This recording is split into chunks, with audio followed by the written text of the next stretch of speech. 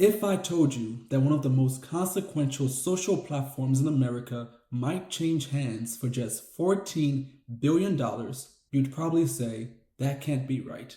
And I'd agree. But that's the number attached to a proposed sale of TikTok's US business.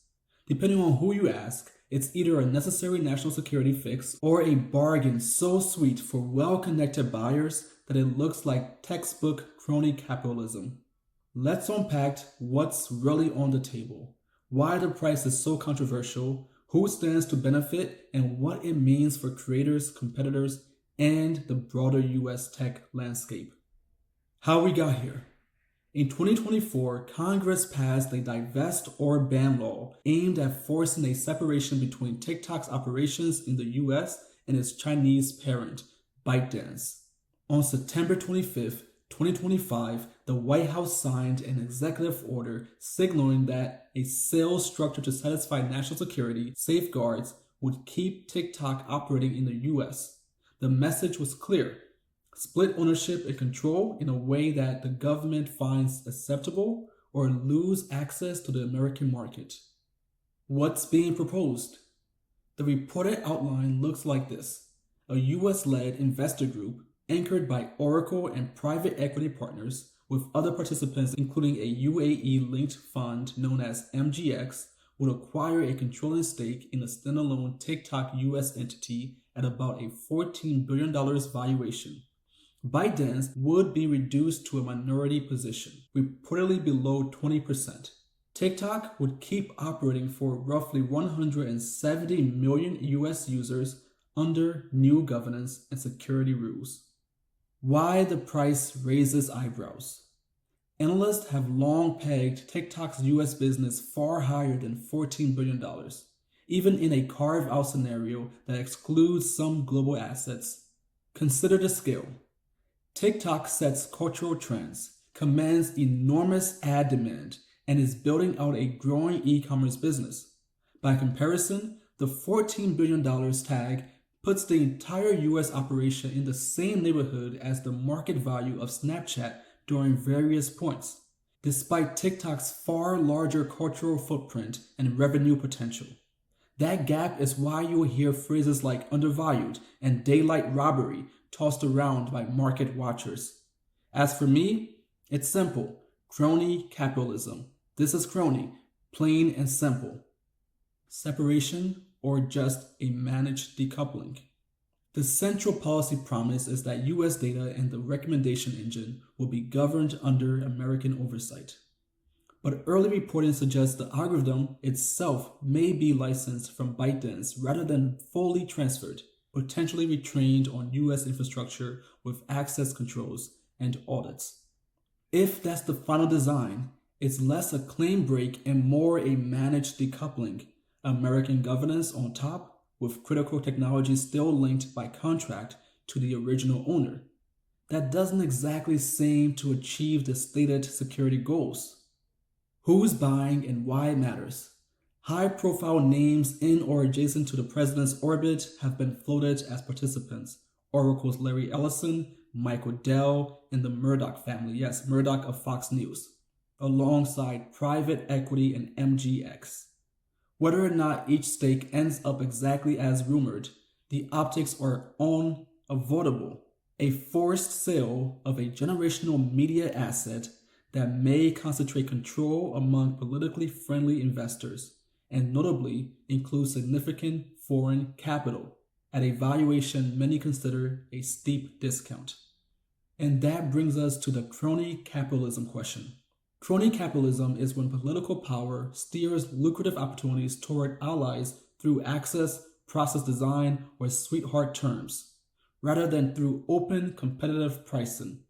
Here, critics argue the government created a must-sell scenario, then blessed a structure that appears to hand a prize platform to well-connected buyers at a price that doesn't match its cultural and commercial heft.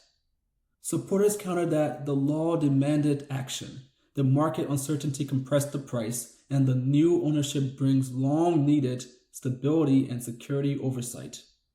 The undervalued on-purpose theory. One theory for the low price is that the US carve-out is deliberately thin. The users and the brand live here, but the most valuable intellectual property, the algorithm, and certain ad tech or commerce systems remains with ByteDance under license. If so, the US company may be a compliance shell with a leased brain that could satisfy security goals while quietly preserving ByteDance's economic engine. It would also neatly explain why politically connected buyers can step into a crown jewel asset at a price that looks unusually digestible. While this all looks unnecessary and crony on the surface, here are some talking points proponents of the deal might tell you. Number 1, national security first. Keeping data local, adding American oversight of the recommendation engine, and reducing ByteDance influence checks the main security boxes while avoiding a nationwide shutdown. Number 2, price isn't the full picture. If ByteDance retains economics via licensing and service agreements, the $14 billion may represent only a slice of the deal's true cash flows, and that can explain a lower headline number for the US entity. 3, it's better than a ban. A workable compromise preserves livelihoods for creators and small businesses that depend on TikTok, while giving regulators visibility into how the product operates in the United States. What it means for creators and competitors. Short term, your feed still scrolls, brands still buy ads, TikTok shop keeps humming. The point of the structure is to keep the app alive while meeting policy demands. Now, here are the longer term questions about governance. Who gets board seats? What guardrails prevent owners with sprawling media interest from exerting subtle influence over distribution or moderation? Those are normal corporate governance questions, but on a platform this powerful, they matter. Competitively, if a US TikTok stabilizes under new ownership, the pressure stays on YouTube Shorts, Instagram Reels, and Snap. If the algorithm license proves fragile or costly, that could open windows for rivals. Watch how aggressively the new entity invests in tools for creators, brand safety, and commerce rails. Those decisions will signal whether TikTok US is built to dominate or just to comply. What to watch next? Cap table and governance, exact stakes, board composition, and any special security director role. Algorithm rights. Is it a license, a full transfer, or a rebuild? The answer defines how American the product truly becomes. Chinese regulatory approval. Even with US sign-off, overseas approvals can alter terms or timelines. Congressional and court scrutiny. If lawmakers decide that this design dodges the spirit of Divest-or-Ban, expect hearings and potential litigation. Okay, here is the bottom line. If the final deal mirrors what's been described, a cohort of well-connected investors could end up controlling a generational US media platform at a price many experts view as far too low in a deal that is far too crony.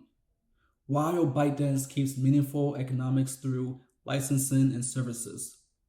Supporters will call it savvy statecraft that avoids a destructive ban and brings real security oversight. Critics will call it a politically wired asset transfer that rewards proximity to power. Both readings can be true at once, even if that's not likely. The difference lives in the fine print that we haven't seen yet. What do you think? Is this a pragmatic fix that keeps TikTok alive in America, or a sweetheart deal that leaves the hardest questions unanswered? If you want follow-ups as the term sheet turns into contracts and hearings, hit the like button and subscribe to the channel.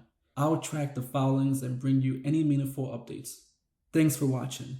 I'm Lincoln with bullacademy.org. Thank you again, and I'll see you in the next one.